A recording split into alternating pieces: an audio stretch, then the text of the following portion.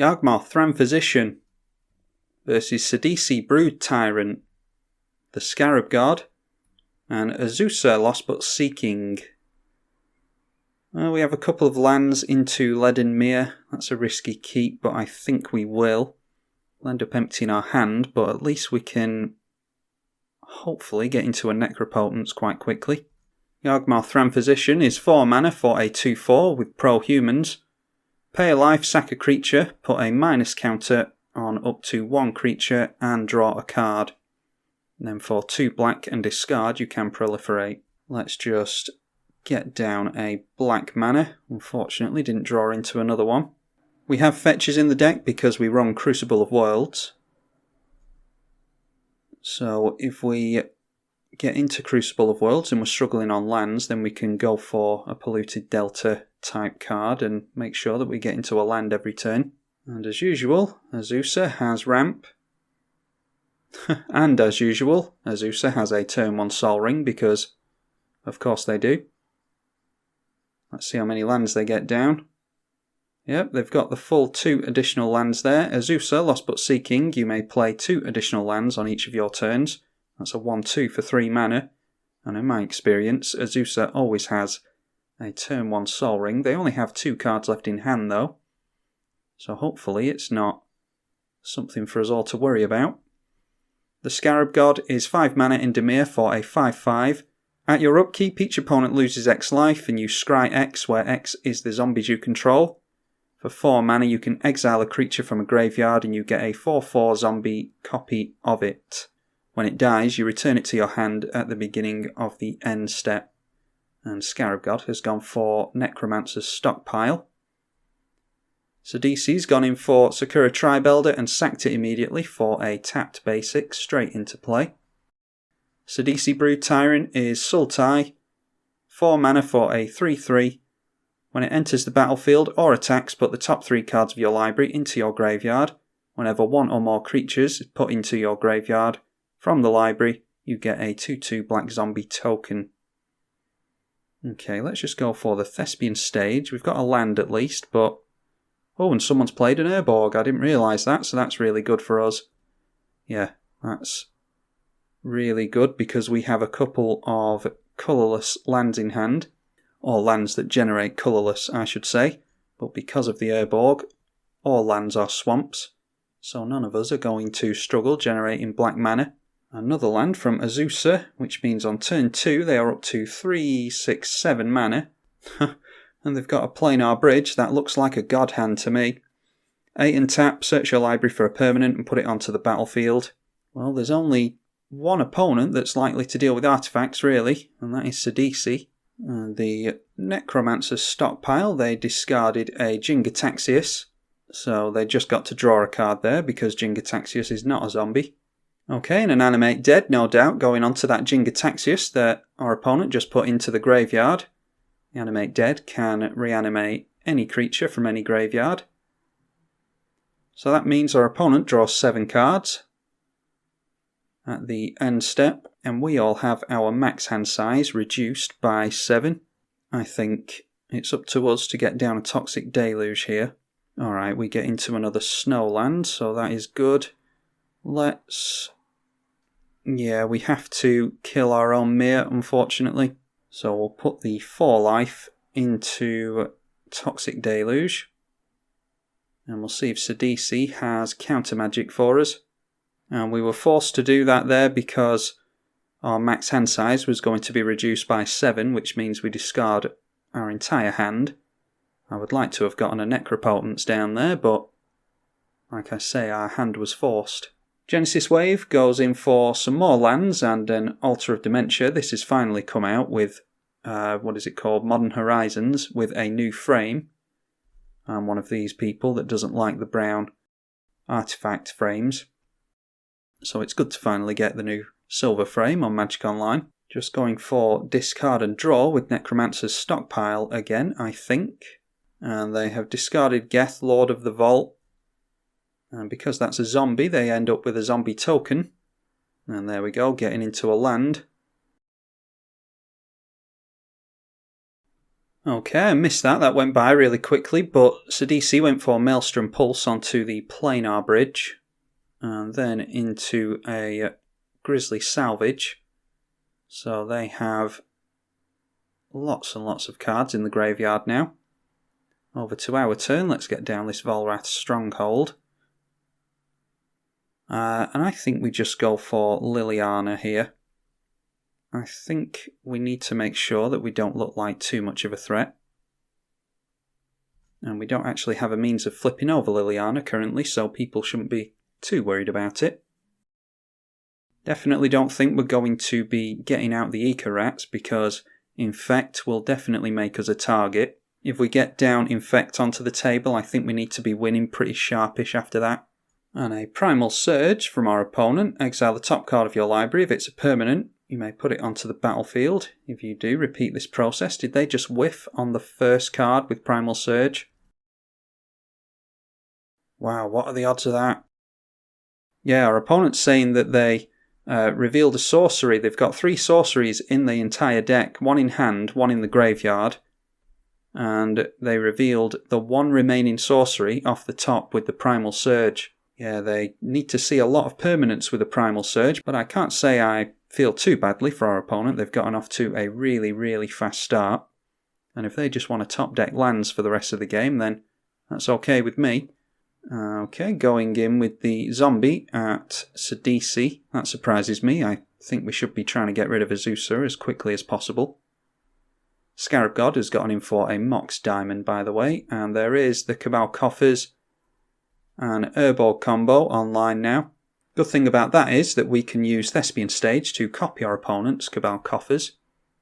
Not going to be too relevant for another turn or two, I don't think, though. Alright, what happened there was Sidisi cast Green Warden of Marassa. They got back the Animate Dead and animated a Sakura Tribe Elder, sacked it to get a land.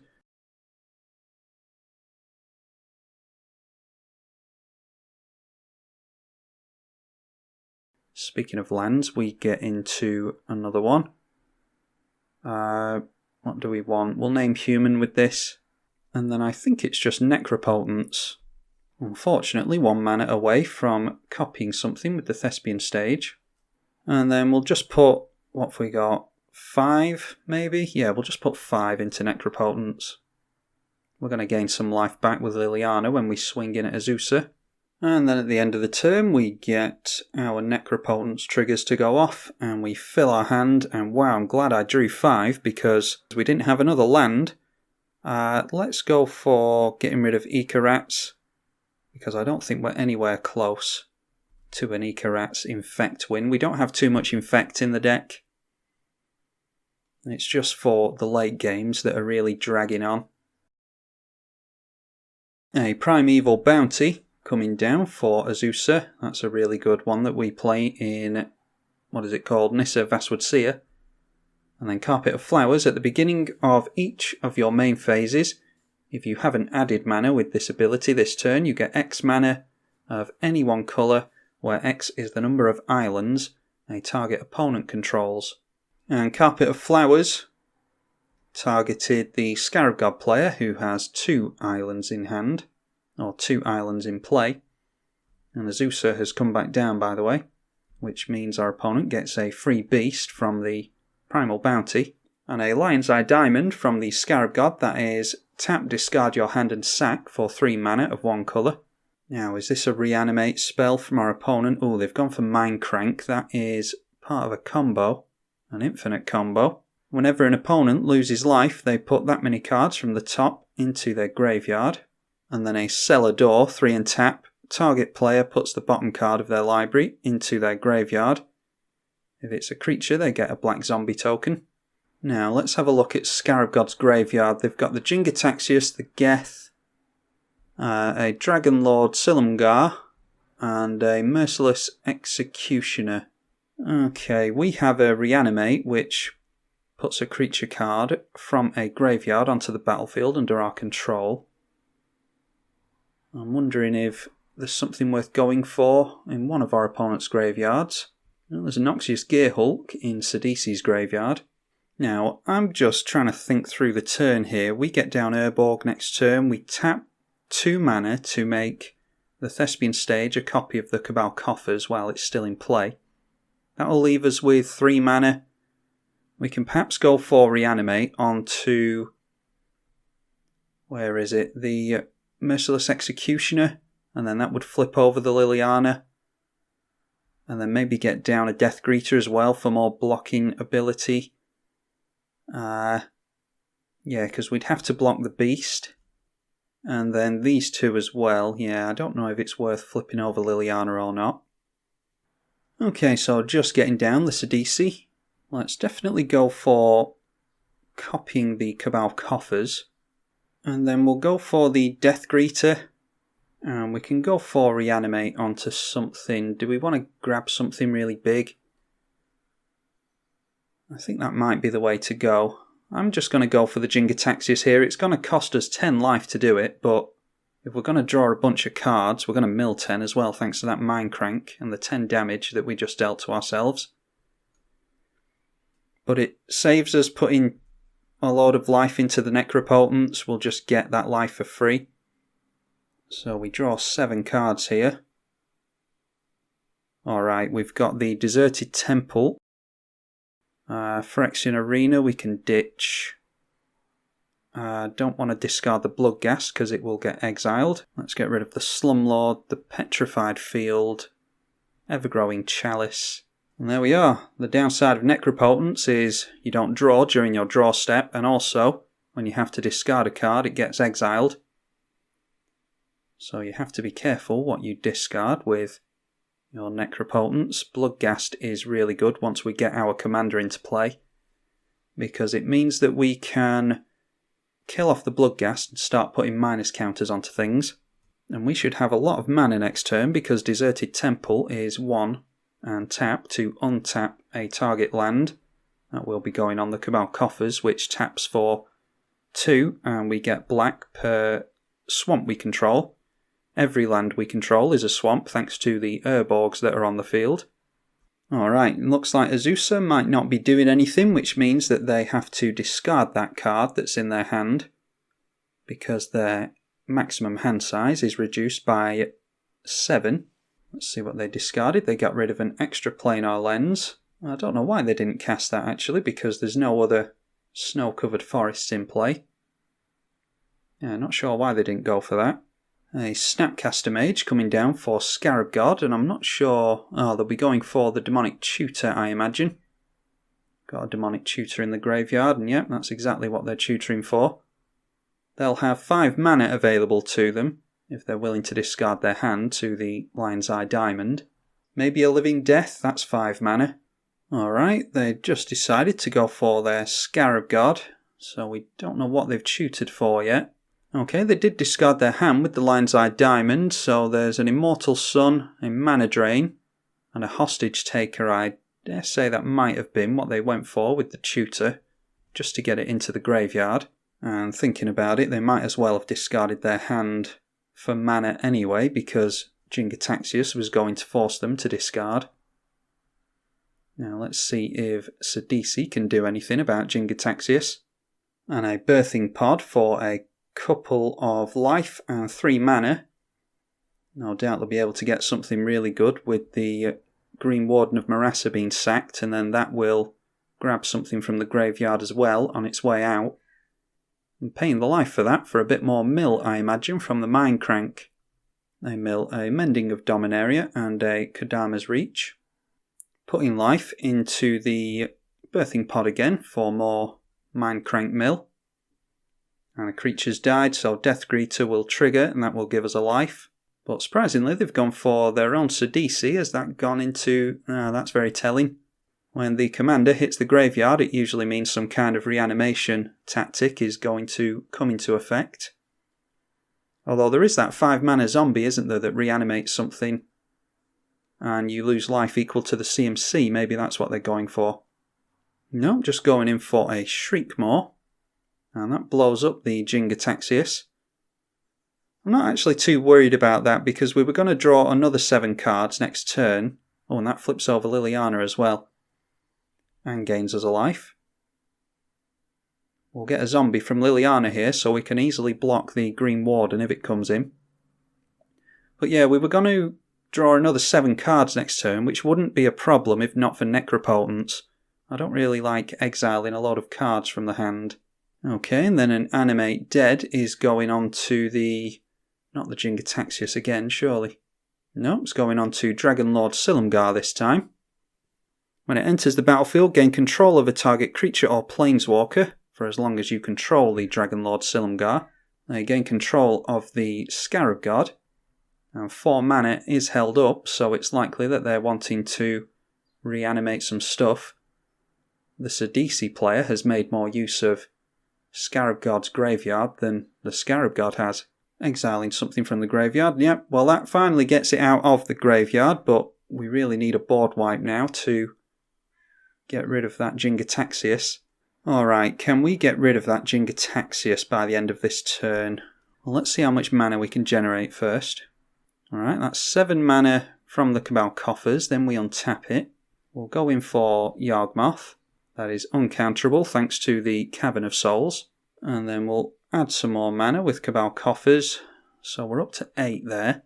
Let's go Endrick Sar. Just want to try and get a bunch of creatures into play here. Definitely don't want to discard Bloodghast, because it will get exiled to the Necropotence. I'm just wanting to get some minus counters onto the Jingataxius. That's the aim here. We'll pay a life, put a minus counter on the Jingataxius. That will trigger Mindcrank, unfortunately. We'll sacrifice the Bloodghast. And we get into Crucible of Worlds. That is useful because we have plenty of lands in the graveyard. But we need to concentrate on getting rid of this Jingataxius first. Let's kill off a Thrall to do so. And then we'll go for another Thrall. And then a zombie as well, I think. I'm not using the Proliferate because I want the mana for other things. So that finally gets rid of Jingataxius. Then, how about Victimize on something? Can we make use of Victimize? Well, there's an Ophiomancer. Yeah, I say we go for Victimize. So let's minus Liliana. We'll go for -2 on Liliana to get the Bloodghast back. And then it is Victimize on Ophiomancer and the Weaponcraft. We have to sacrifice a creature to reanimate 2 creatures with Victimize. They come in tapped. A creature died, so Deathgreeter triggers. And then it's Fabricate with the Weaponcraft Enthusiast. And we will go for Servo tokens with that. And there we are. That is the end of quite a productive turn. We don't have to discard our hand now, thanks to getting rid of Jingataxius. Ophiomancer triggers. Ophiomancer is really good in this deck. It's good in any deck, really, but especially ones that want to sacrifice a lot, because the snake will come out at the beginning of every upkeep, assuming that you don't already control a snake. Would be really nice to have a Necroskitter in play, actually, because then we could start stealing things like Snapcaster and Shriekmaw. Alright, at the end step, going to put a minus counter on the Dragonlord and sack a snake to do so. And that effectively doesn't cost us any life because we lose it and then gain it back with the Deathgreeter. And then that snake comes straight back at the beginning of Scarab God's upkeep. The Scarab God activating the cellar door there, and then it's back over to the Sidisi player by the looks of it. I don't think they're going to be swinging in, and they don't have any cards in hand. So let's go for Yawgmoth again, putting a minus counter onto the Dragonlord Silumgar, just so it can't fly over and deal damage to anything. We draw into a Grave Titan. Okay, we are going to lose 1 life, and our opponent's going to scry 1. They only have 1 zombie in play. Oh no, the Scarab God doesn't count as a zombie. So I don't think they have... Oh no, the Green Warden of Marassa is a zombie somehow. I forget how that occurred. And more Mindcrank triggers, which Sidisi will be glad of. Alright, looks like the Green Warden of Marassa was sacrificed to the Phyrexian Tower. And the Green Warden of Marassa is going to take back Sidisi Undead Vizier, which is, when it enters, you sack a creature and you can tutor.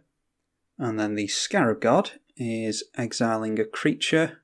Oh no, it's the Scarab God that is going after the Sidisi Undead Vizier. I do apologise. So what did the Green Warden of Marassa... Green Warden of Marassa went for Villainous Wealth. So it looks like they are on the ramp plan and going for a big Villainous Wealth. Sidisi sacrificed the Yawgmoth there, and they get to tutor for a card.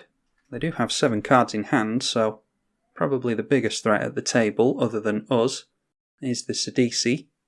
And there we are, there's the Living Death. So now it's time to start sacrificing stuff. Yeah, I mean, we just sacrifice all our own stuff to get it straight back, don't we? We'll kill off the Endrick Sar. And the Ophiomancer. And the Weaponcraft Enthusiast. Going to take a couple of our tokens down at the same time because we might as well get some life from Death Greeter.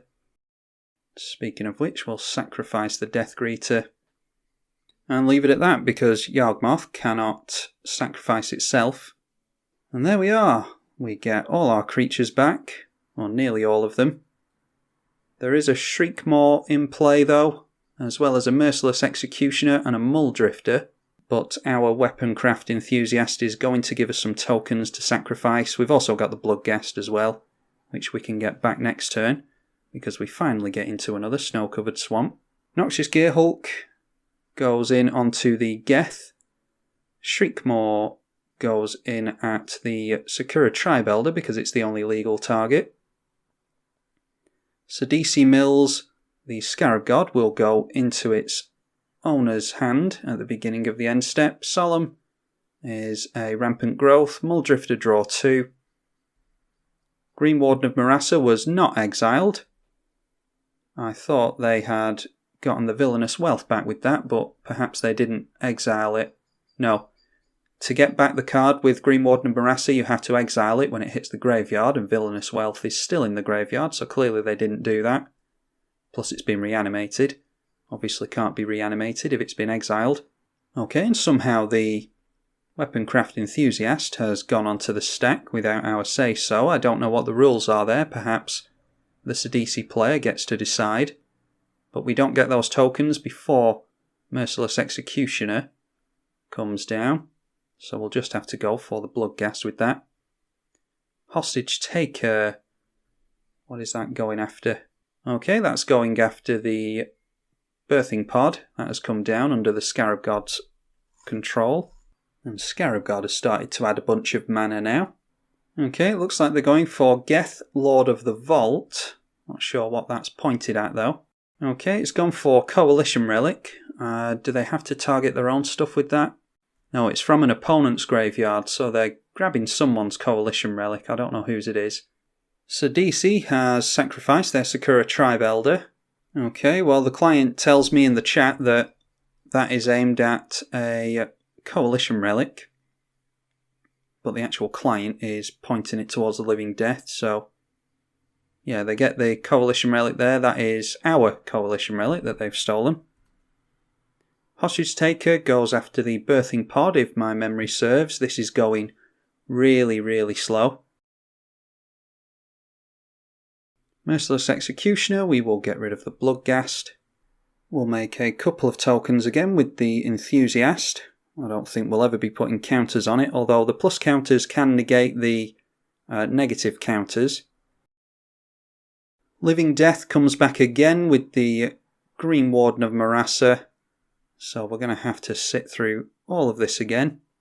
The one time that you actually want an opponent to scoop early and they're not doing. This is taking an absolute age to get all this done. Sidisi mills some more stuff and gets another zombie. The Yawgmoth is pointed... oh, that was pointed at the Sakura Tribe Elder because it was the only legal target, but our opponent sacrificed it. And where's Noxious Gearhulk going? That must have been pointed at something that's died as well, so don't need to worry about that apparently.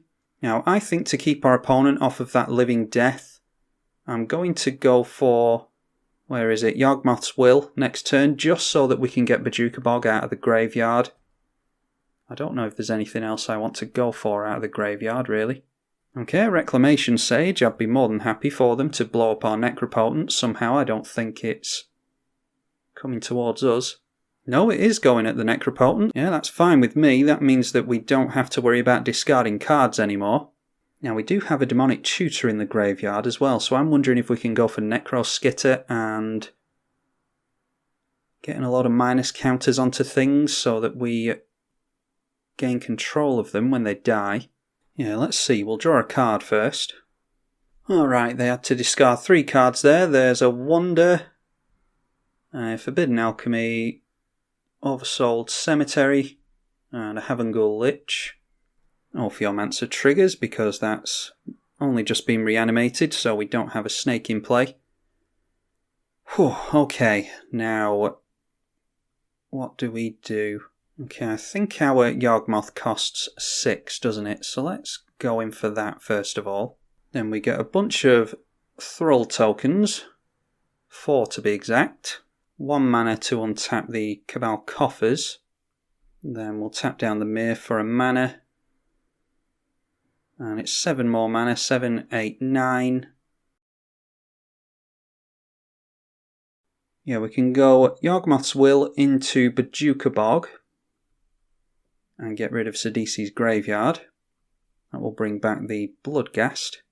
And now they have nothing to gain from casting that Living Death. Then we want Demonic Tutor, because I want to go for Necro Skitter. And this is just in case of a board wipe. We can get everything into play under our control. And the Endrixar triggers, and we'll have more Thralls than Endrixar can deal with, so we'll have to sacrifice that.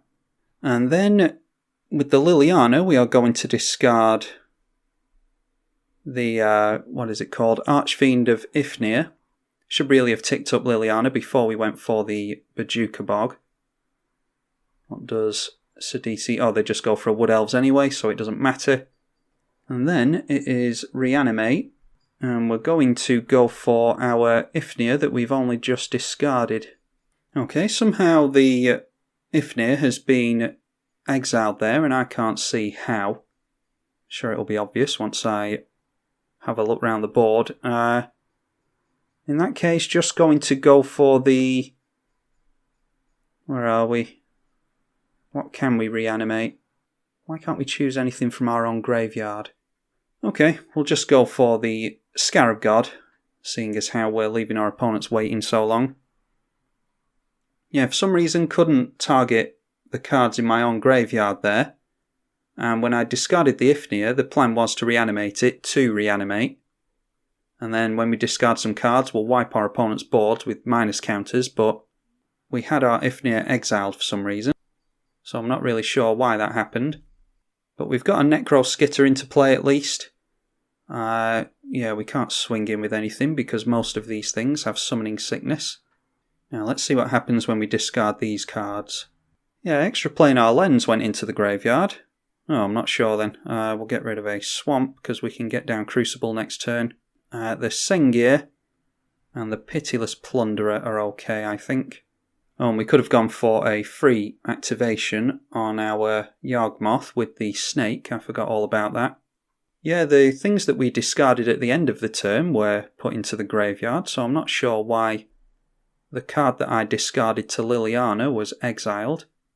Azusa didn't draw into anything. Big props to Azusa for playing that out. They got off to a really, really fast start, but then had some unlucky plays and sat through many a long turn from myself and Sidisi.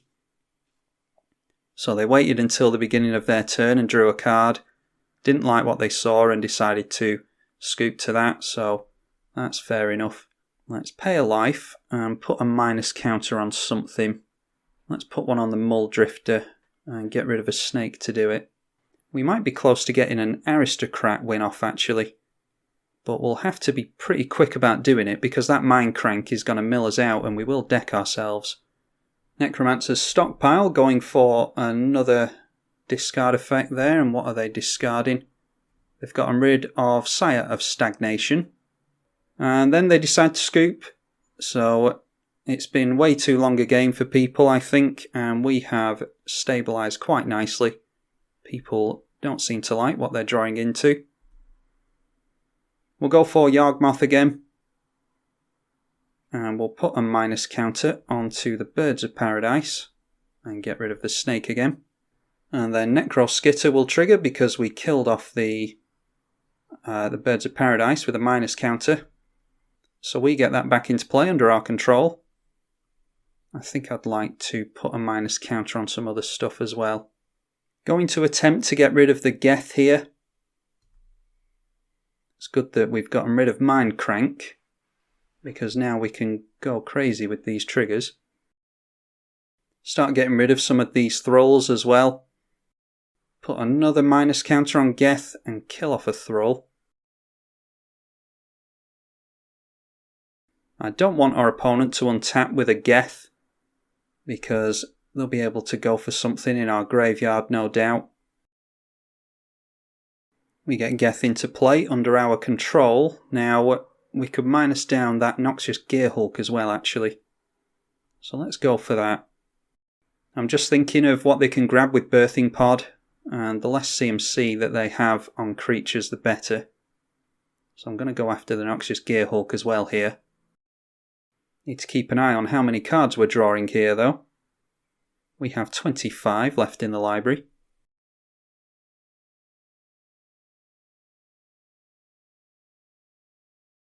Now the Noxious Gearhulk comes into play under our control. We can aim that at the Shriekmaw, but before Shriekmaw dies we'll put a minus counter on it, just so it'll come back under our control.